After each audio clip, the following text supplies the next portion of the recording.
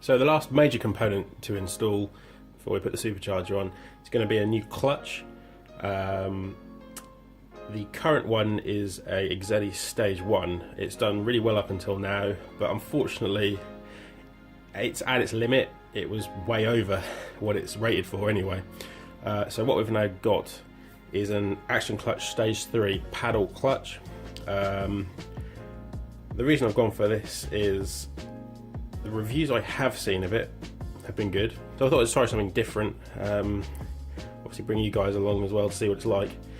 The current clutch is mated to a OEM facelift flywheel, so we'll be leaving that on the car. Hopefully that's still in good condition. If not, I might have a bit of a problem. So this should be good for about 340 foot-pound of torque, and I'm hoping it's not going to affect the drivability too much, but we'll find out. So as I said, this is an Action Clutch, it's an American brand. It's a 6-puck sprung clutch. The thing to note about this is that you can't really compare between clutch brands, the stages. The reason is that this is actually really a Stage 4, but for Action Clutch, it's a Stage 3 is basically a Stage 4 clutch but sprung. With this, the Stage 4 is unsprung. So that's basically the only difference between this and the other clutch. They're the same price.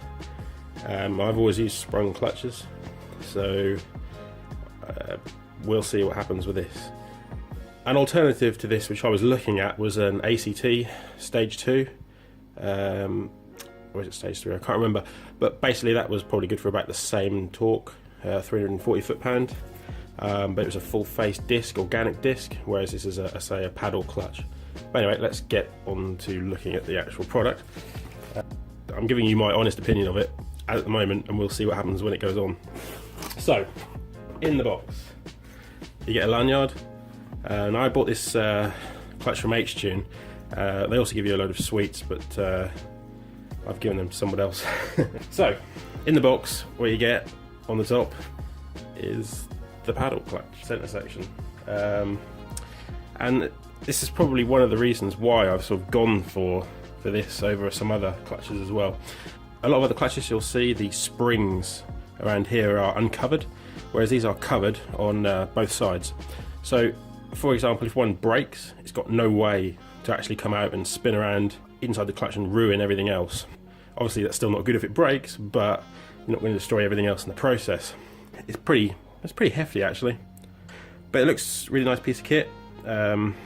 As you can see, there's quite a lot of material on there, and but we'll see how it goes. It just seems to quite a nice quality part basically. Hopefully, as I say, the drivability is not going to be affected too much. Okay, well, we've got a Nazi bearing. This is the clutch release bearing. I believe these are used in some OEM clutches. Got the pilot bearing there to go in the flywheel. There's nothing making any noises, nothing rattling around. All pretty nice. One thing that I will note on this one is that there was no grease included in the clutch kit. So what else have we got in here? Right, well, if we take this off, we've got obviously a very important part when you put the clutch on, clutch alignment tool. I suppose it's all made of plastic, but should do the job. You're only probably going to use it once or twice. And then we come to the clutch cover. So it's a very nice clutch cover.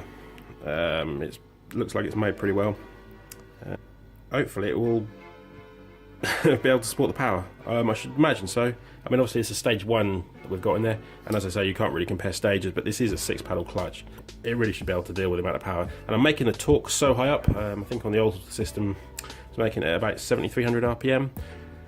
That's why the Stage 1 was able to hold that amount. If you want daily drivability on Rotrex, and you could, if you don't mind sacrificing the launchability of the car, Stage 1 all the way. It also helps with not shocking the drivetrain too much, because obviously if there is any slip, it's going to be in the clutch and not in any of the cogs on the gears. So continuing on with the box, we've got the warranty. I believe it comes with a year warranty. I just wanted to go over what was in the clutch and what clutch I was using. I'll do an installation video, and hopefully it's not going to affect the drivability. It's really the drivability that I'm concerned with, because I use this as a daily driver, as I said, and I don't want to have a clutch which is going to cause a massive amount of problems in traffic.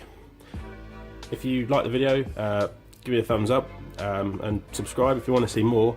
There'll be quite a few more videos on this car before we get it back out on track, and obviously get it tuned as well beforehand. So until next time.